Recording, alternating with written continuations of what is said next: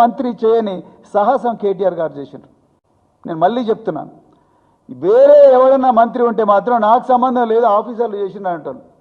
నాకేం సంబంధం లేట్టుకో కాంగ్రెస్ వాళ్ళు కర్ణాటకలో అంటున్నారుగా, కర్ణాటకలో ఆర్సీబీ ఏమంటారు రాయల్ ఛాలెంజర్స్ బెంగళూరు స్టాంపీడ్లో పోలీసు కమిషనర్తో సహా 9 మంది పోలీసు అధికారులను సస్పెండ్ చేసిండ్రు. ఎవరు?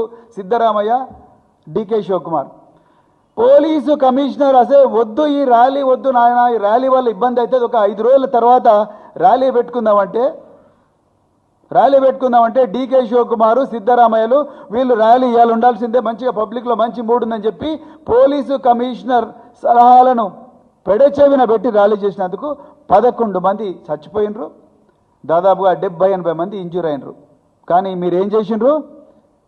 పోలీస్ కమిషనర్ను 9 మంది పోలీసులను సస్పెండ్ చేసి మీ సీట్లు మాత్రం కాపాడుకున్నారు. ఇది మీ కల్చర్, కాంగ్రెస్ కల్చర్. కానీ కేటీఆర్ గారు అలాంటి తప్పులు చేయలేదు. నేను రాష్ట్ర అభివృద్ధి కోసం, రాష్ట్ర ప్రయోజనాల కోసం, రాష్ట్రం చైనాతో పోటీ పడాలని నేను ఇది పెట్టిన, మొబిలిటీ వ్యాల్యూ పెట్టినా అని చెప్పి అఫీషియల్గా హెచ్ఎండిఏ అకౌంట్ నుంచి ఫార్ములా అకౌంట్కి ట్రాన్స్ఫర్. ఇప్పటికి కూడా 40 కోట్ల రూపాయలు ఏవైతే ఉన్నాయో అవి ఫార్ములా ఈ అకౌంట్లోనే ఉన్నాయి.